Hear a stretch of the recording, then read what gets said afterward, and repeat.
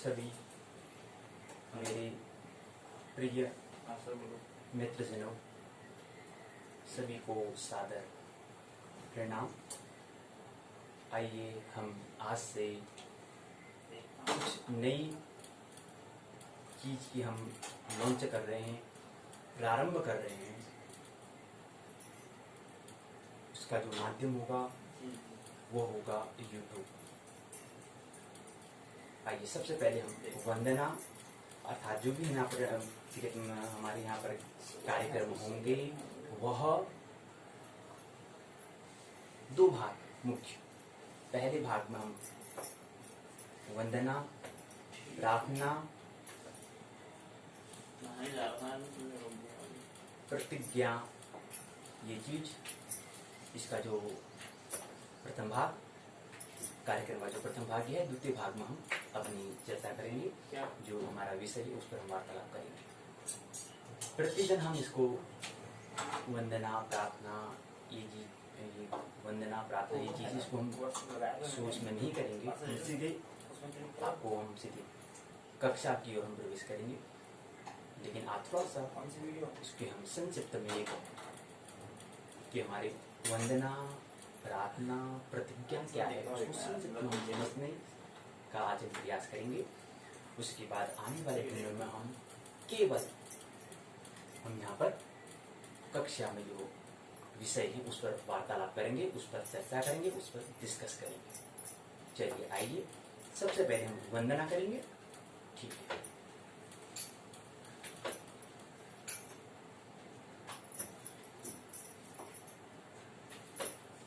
या कुंदेन्दु तुषार हार धवला, या शुभ्रवस्त्रावृता, या वीणा वरदण्ड मण्डितकरा, या श्वेतपद्मासना, या ब्रह्माच्युतशङ्करः प्रभृतिः, देवी सदा वन्दिता, सा मां पातु सरस्वती भगवती, निःशेषजाड्यापहा, शुक्लां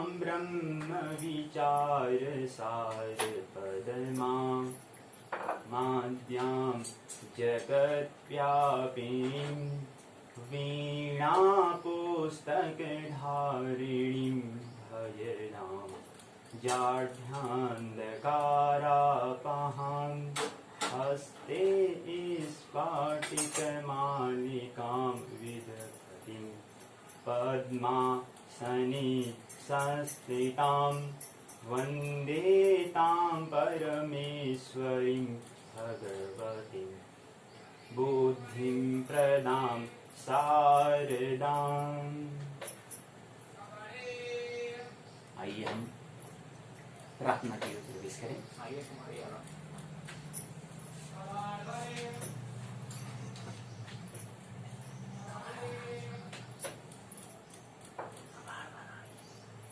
हर देश में तू, हर भेष में तू, तेरे नाम अनेक तू एक ही है।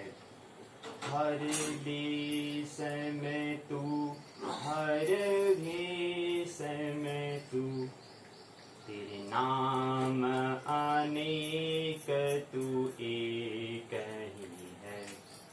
तेरी रंग भूमि ये है विश्वधरा, सब खेल में मेल में तू ही तू है। सागर से उठा बादल बन के, बादल से गिरा जल हो करके, फिर नहर बनी नदियाँ गहरी तेरे भिन्न प्रकार तू एक ही है। हर देश में तू, हर भेष में तू, तेरे नाम अनेक तू एक ही है। तेरे नाम अनेक तू एक ही है। छोटी से अणु परमाणु बना तब जीव जगत का रूप बना। कभी पर्वत वृक्ष विशाल बना, सौंदर्य तेरा तू एक ही है। हर देश में तू, हर भेष में तू, तेरे नाम अनेक तू एक ही है। आइए हम प्रतिज्ञा की ओर प्रवेश करें।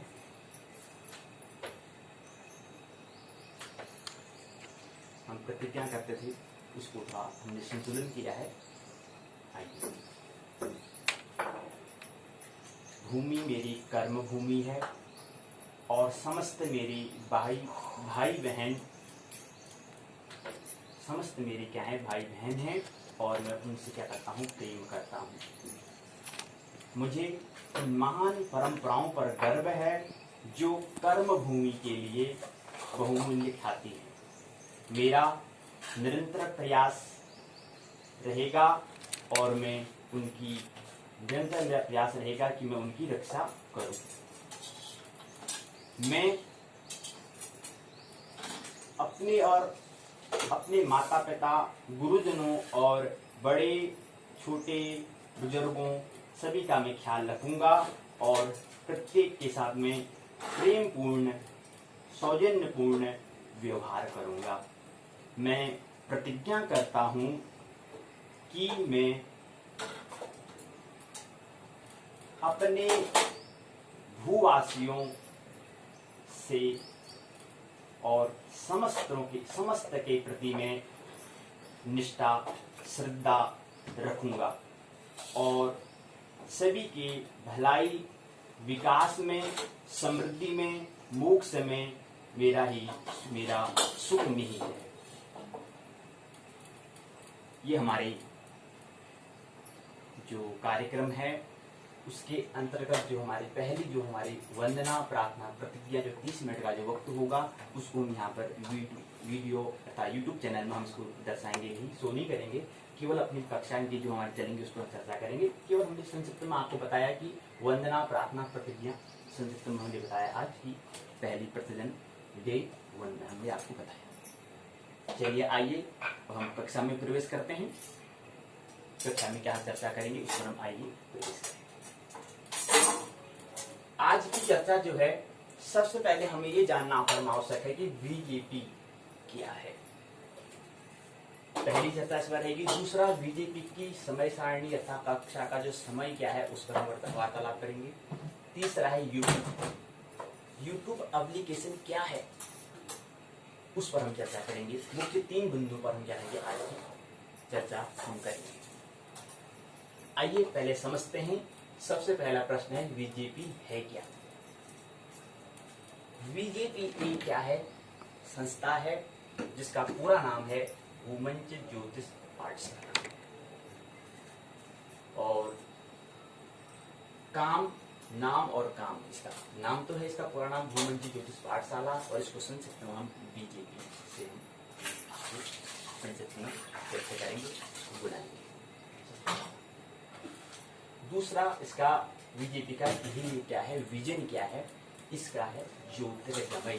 ये जो इसका विजन है ये क्या है, ज्योतिर्गमय अर्थात प्रकाश की ओर यात्रा करना। आपने नाम सुना होगा श्लोक, तमसु मां ज्योतिर्गमय अस्तु मां सदगमय तमसु मां ज्योतिर्गमय, वहीं से ये लिया गया है ज्योतिर्गमय।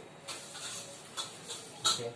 और क्या इसका लक्ष्य है, लक्ष्य क्या है? परम स्वीकार तथाता, अर्थात जो अनिवार्य है, जो इसेंशियल है, उसको हमें क्या करना होगा? परम स्वीकार करना होगा। उसको हमें स्वीकार कैसे करना है, ये इसका लक्ष्य है इस संस्थान कि कैसे हम परम स्वीकार को प्राप्त करें।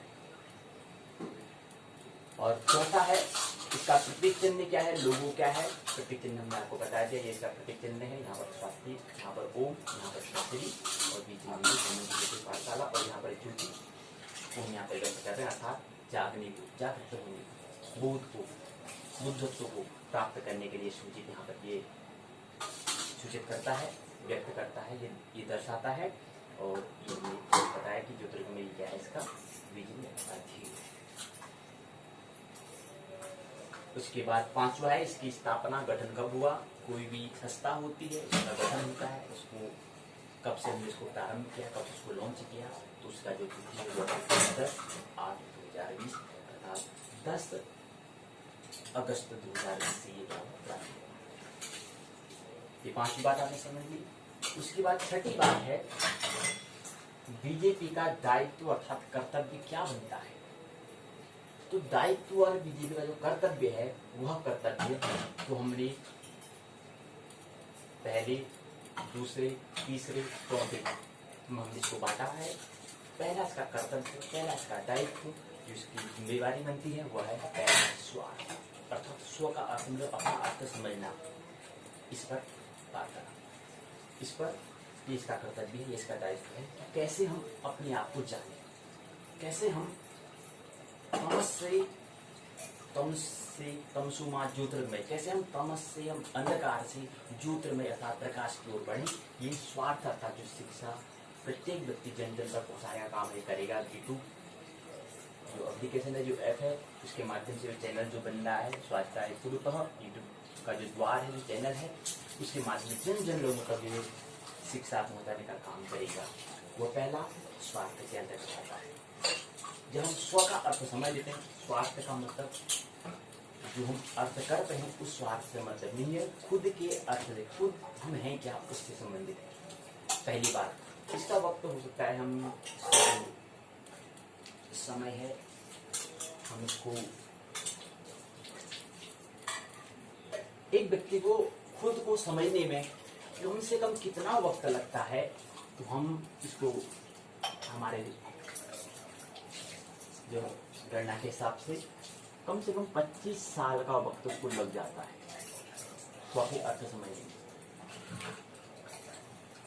दूसरी बात फिर क्या होता है, जब स्व का अर्थ समझ में आ जाता है, तब अगला जो हो जाता है, जो कर्तव्य हो जाता है, वो हो जाता है पुरुषार्थ। आपने पुरुषार्थ आपने नाम सुना होगा। 4 पुरुषार्थ होते हैं, अर्थ, धर्म, काम, मोक्ष। वही पुरुषार्थ की हम यहाँ बात कर रहे हैं। पुरुषार्थ मतलब क्या होता है, वह 25 साल के बाद स्वार्थ की स्थिति प्रारंभ हो जाती है। पहले अपने आप में क्या जरूरत है उनको पूरी करना, फिर अपने जो परिवार है, रिश्तेदार हैं, इत्यादि जो है उनकी जरूरतों को पूरा करना, यह आता है पुरुषार्थ का। तीसरा आता है परमार्थ। ये भी 25 साल का होता है। हमेशा हम मानते हुए चलते हैं, तो जरूरी नहीं कि 25 हो, कम ज़्यादा भी हो सकता है, लेकिन एक औसतन अनुमान से ले रहे हैं कि हम 25-36 ऐसे तो उम्र 75 वर्ष का करीब व्यक्ति की आयु अगर 75 वर्ष होती है, तो उसके हिसाब से इसको 3 भागों में बांटना है। प्रत्येक व्यक्ति का अलग अलग हो सकता है, तो वो अपना अलग अलग यह निर्णय कर सकता है, लेकिन हमको जो लगता है परमार्थ क्या है। परमार्थ जो होता है 25 साल। मेरे कहने का मतलब क्या है, पुरुषार्थ मतलब अपना, पहले तो हमने स्वार्थ में अपना अर्थ समझा, हमने शिक्षा में अच्छे बात कर ली, अब हमें नौकरी मिल गई, अब हमें क्या हो गया, हमें रोजी रोटी हमें आने लग गई है। अब उसके बाद हमारा रोजी रोटी तो हम कमाने लग गए हैं, आजीविका तो हम कमाने लग गए हैं, लेकिन उसके बाद तो हमारा दूसरा एक चरण और प्रारंभ हो जाता है कि अब हम देना भी होता है। कैसे आगे जो हमारे परिवार है, रिश्तेदार है, जो भी उनको किस चीज की कमी है उसका पूरा करना दायित्व बन जाता है। एक विद्यार्थी का, एक शिष्यार्थी का, एक शिक्षार्थी का, एक शिष्यार्थी का भी बनता है। और फिर जब हम रिश्तेदार की जरूरतें पूरी कर लेते हैं, उसके बाद है परमार्थ।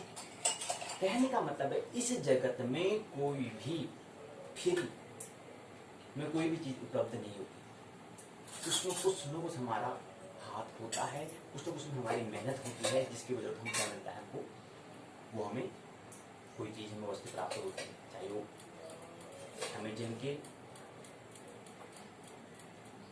बड़े बड़े अमीर पति हो, चाहे बिल गेट्स हो या मुकेश अंबानी हो या धीरज अंबानी हो, कोई भी प्रत्येक व्यक्ति को उनके लिए क्या करना पड़ता है, उनके क्या करा हो, अपना दान किया होगा, श्रम किया होगा, परिश्रम उनने किया होगा, उसकी बदौलत उनने क्या करा, आज उस मुकाम को उनने प्राप्त किया। और हम सोचे कि यार वो बड़ा सफल व्यक्ति है, हमको भी ऐसे मिल जाए, तो ऐसा असंभव है। एक व्यक्ति को के शरीर निर्माण में 9 महीने का वक्त लगता है, तो ऐसे ही कोई भी फल जो है ऐसे ही नहीं बन जाता है। पहले इसको बीज का हमें भूमि में क्या करना पड़ता है, इसको रोपण करना पड़ता है। कुछ कालांतर के बाद बीज अंकुरित होकर वृक्ष बनता है, और तब जाके वृक्ष समय जब समय आगे बढ़ता है, तब उसके जाकर उसमें क्या आते हैं, फूल, फिर फल हम खाते हैं। ऐसे फल नहीं आते, इस बात को समझे।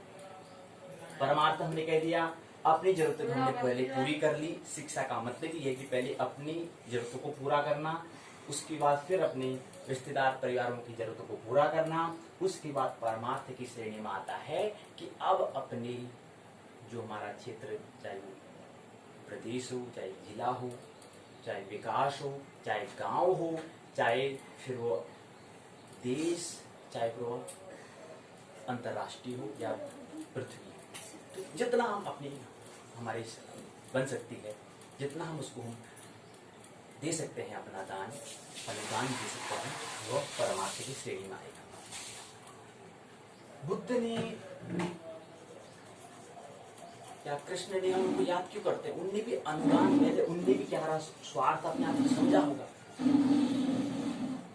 जब अपने आप को समझा होगा तभी देने की, कहने का मतलब है जिस व्यक्ति ने अपने आप को नहीं समझा, अगर वो कहता है कि मैं पुरुषार्थ करता हूँ, मैं दान करता हूँ, तो उसका दान करने में संशय होगा। क्यों? क्योंकि उसका जो अभी उसने स्वार्थ अगर नहीं समझा है, पुरुषार्थ कर रहा है, दान कर रहा है, वो दान कर ही इसलिए रहा है ताकि उसको पीछे इसका लालच या उसके पीछे उसको कुछ बताया गया है कि अगर दान करते हैं, मंदिर में 100 रुपये अगर हम चढ़ाने जाते हैं, पता है हमें, हमारे मन में ये धारणा बना दी जाती है समाज के द्वारा कि अगर आप मंदिर में आप 100 रुपये जमा करते हो तो उसको आपको 1000 रुपये मिलते हैं। पहले हमें 1000 रुपये का उसमें क्या करना पड़ता है, हमको धारणा देनी पड़ती है, तो पश्चात जाके हम उसमें 100 रुपये देते हैं। तो ये स्वार्थ, ये पुरुषार्थ कहलाएगा? नहीं कहलाएगा पुरुषार्थ। तो इसलिए पहले हमें स्वार्थ, कोई दिक्कत नहीं, कोई जल्दीबाजी नहीं करनी है। जीवन को हमें समझपूर्वक, समय लगता है, वक्त लगता है, तो कोई बात नहीं, 25 साल तक अपने आप को समझने का प्रयास करें। कोई जरूरत नहीं कि आप क्या करें, दूसरे को दान करें, दूसरे को पूर्ण करें, दूसरी सेवा करें। अभी कुछ सेवा है, पहले सबसे बड़ी सेवा है अपनी। और इस स्वार्थ को ही मैं क्या कहता हूँ, स्वाध्याय का जो हम कह सकते हैं इसको, जो ये स्वार्थ का जो समय है, इस समय का हम नाम दे सकते हैं, वो है स्वाध्याय। तो स्वाध्याय, जिस व्यक्ति ने स्वाध्याय नहीं किया है वह पुरुषार्थ कर ही नहीं सकता। करेगा तो उसमें उसका क्या होगा, या तो कुछ न कुछ के अंदर धारणा है, कुछ न कुछ को प्रलोभन, कुछ न कुछ में लालच दिया होगा, तब वो कर रहा होगा। और परमार्थ तभी आगे की श्रेणी कह रहा हो, लेकिन कुछ न कुछ में क्या होगा, शक होगा। तो पहले अपने आप को समझे, पहले क्या है, अपने आप को जगाए, तब पुरुषार्थ परमार्थ की बात है। पहली बात है कर्तव्य, हम दायित्व की बात कर रहे हैं कि जो ये बीजेपी है, जो संस्था है, इसका कर्तव्य के अंतर्गत पहला कर्तव्य ये है। और हम इस शिक्षा व्यवस्था, जो स्वार्थ है, जो एक व्यक्ति, विद्यार्थी है, जो 25 साल में कैसे अपने आप को जाने, कैसे अपने आप को जगाएं, अपने अंदर कौशल, अपने अंदर हुनर जो है उसको कैसे बाहर निकाले, ये प्रयास रहेगा बीजेपी संस्था का। पहला कर्तव्य, पहला दायित्व, पहली जिम्मेवारी बनती है यूट्यूब के माध्यम से जन जन लोगों तक पहुंचाने का काम करेगा यूट्यूब। दूसरा आता है, हमें पता है, सुना है हमने कि 3 ऋण हमारे पास होते हैं। एक होता है देव ऋण, एक होता है पितृ ऋण, एक होता है आचार ऋण। ऋण मतलब हमने कहा था, कोई भी लोक में, इस संसार में ऐसी कोई फ्री नहीं मिलता है, उसका हमें कुछ ऋण हमें होता है, तो उससे हमें ऋण से अगर मुक्त हो जाएंगे तो ही मोक्ष हमें मिलता है। ये बात ख्याल में रहे। मोक्ष मतलब होता है स्वतंत्र। स्वतंत्र कैसे मिलेगा, इस पर हम आपको हम बात कर रहे थे कि तीन ऋण से में पूर्ण ऋण कैसे होंगे, जब हमें ज्ञान अगर हमें प्राप्त होगा। आपने सुना होगा गीता में भी पहले सांख्य योग की बात करते हैं अर्जुन को। अर्जुन को ज्ञान की बात समझ में नहीं आती है, सबसे बड़ा कठिन है सांख्य योग को समझना। सांख्य योग को समझना बहुत कठिन है। 100 में से 1% लोग सांख्य को समझ सकते हैं तथा ज्ञान मार्ग को समझ सकते हैं बुद्धि से, 1%। शेष के लिए अन्य मार्ग होते हैं, वो गीता में उपलब्ध हैं। गीता इसलिए अनिवार्य विषय है और उस विश्व में सर्वाधिक पढ़ी जाने वाली पुस्तक में आती है। और दूसरा कोड जो है, उच्च न्यायालय जो कोई भी न्यायालय है, वहां पर शब्द गीता पर रख कर दी जाती है। क्यों दिया जाता है, क्यों इसका इतना बड़ा प्रभाव, इतना इसकी वैल्यू क्यों है? क्योंकि इसके अंदर सभी मार्ग इसमें दिए गए हैं जो कृष्ण ने अर्जुन को बताए हैं।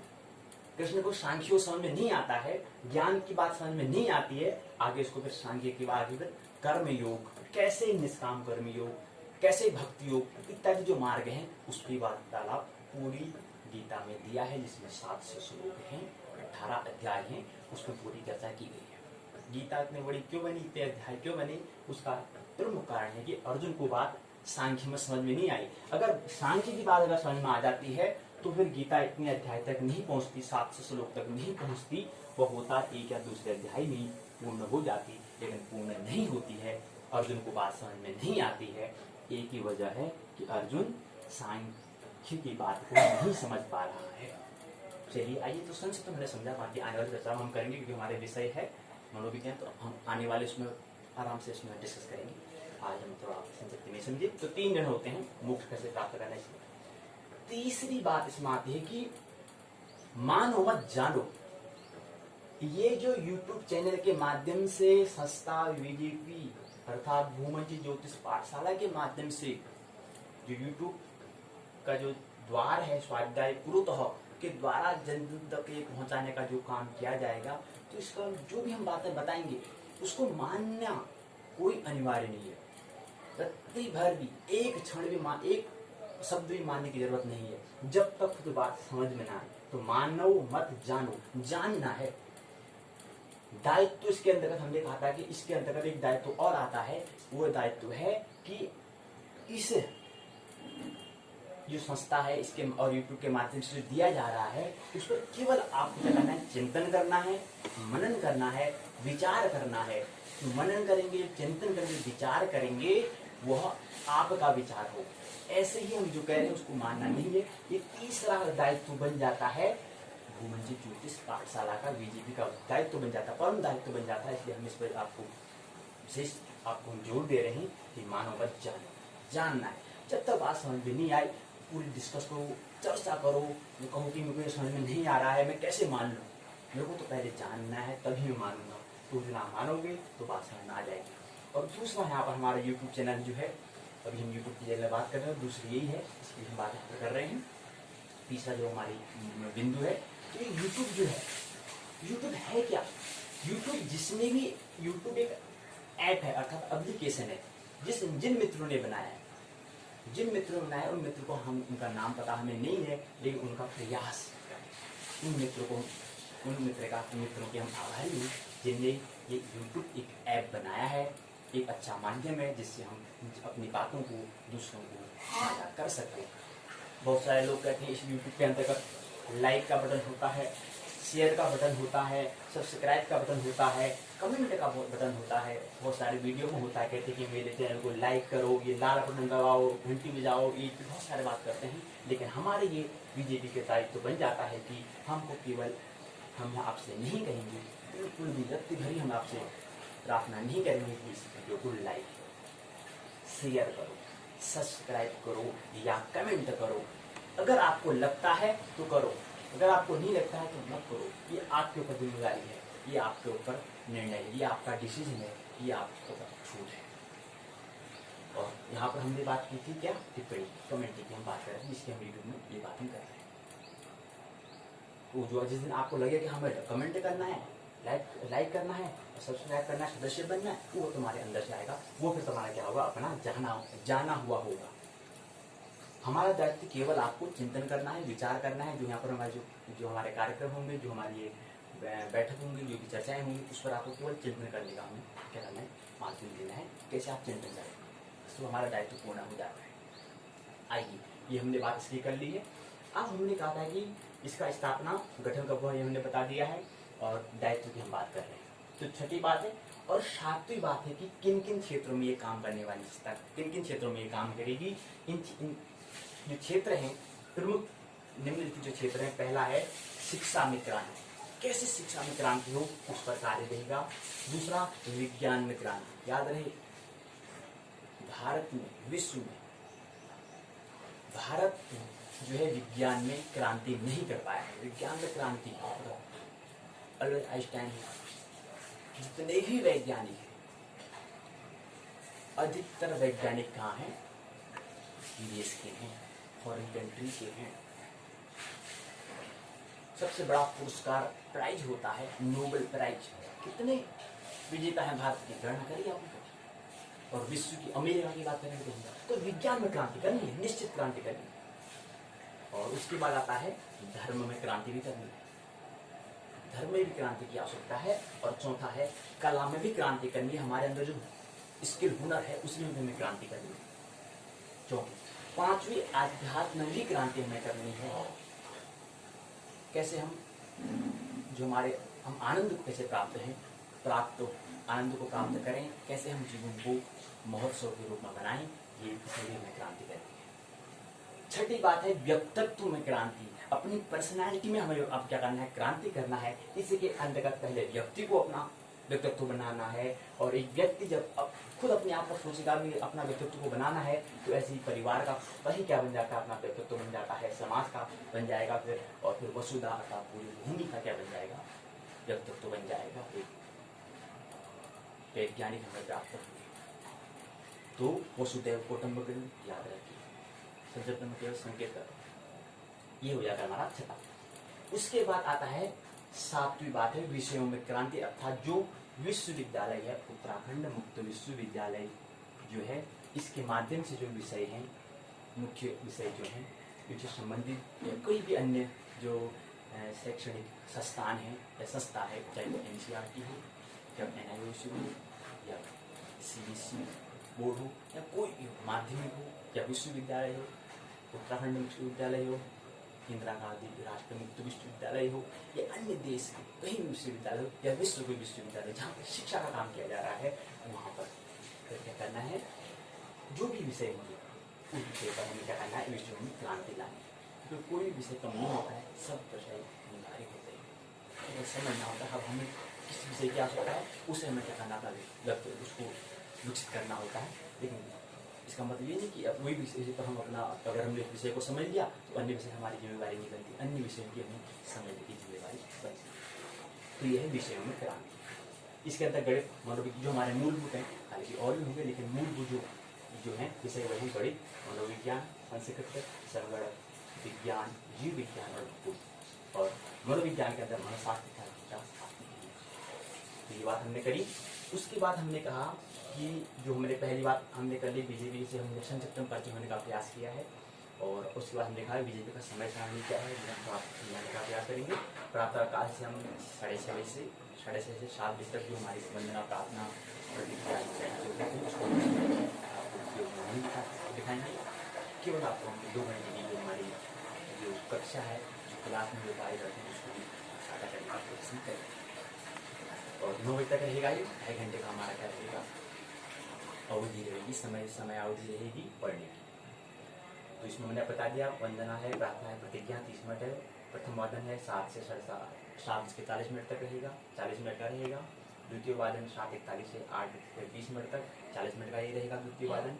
तृतीय वादन रहेगा 8:21 से 9 बजे तक, ये भी 40 मिनट का वादन रहेगा। तो कुल मिला के 2 घंटे बन जाते हैं, और आधा घंटा 2.5 से 3 घंटा हम अपनी सुबह की बैठक में करते हैं। और उसके बाद आता है कि हमने कहा था कि 2 बात महत्वपूर्ण समझनी होती है। सा विद्या या विमुक्त महत्वपूर्ण सूत्र है, विद्या ददाति विनयम, अर्थात विद्या क्या है। विद्या को अगर संक्षिप्त में समझे, शिक्षा, दीक्षा और विक्षा, अर्थात बौद्धिक तल पर विकास, हृदय तल पर विकास और नाभिक तल पर विकास को हम कहते हैं विद्या। और विद्या जो होती है वो उसका माध्यम क्या होता है, वो मनस होता है, अर्थात मानसिक होता है। मनस होता है, तो इसलिए हम इसको, इसमें गीता सर्वप्रथम आती है और विश्व में, इसलिए विश्व में सभी जगह ये प्रसिद्ध है।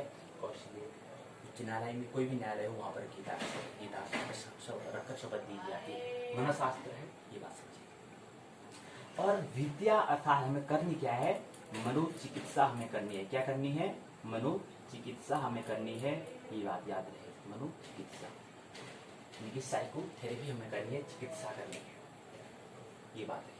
तो इसलिए इसी से क्या बना है, विद्यापीठ बना है। और विद्यापीठ जो है, आपने पीठ, आपने नाम सुना होगा कि हमारी जो पीठ होती है, ये पूरा जो हमारी ये तंत्रिका तंत्र है, ये पूरी से हमारा शरीर क्या होता है, कंट्रोल में होता है। ऐसी विद्या क्या है, पूरा जीवन अगर कंट्रोल किससे होता है, वो विद्या से होता है। इससे संबंधित 2 सूत्र हैं, वो हमेशा याद रहे, सा विद्या या विमुक्त।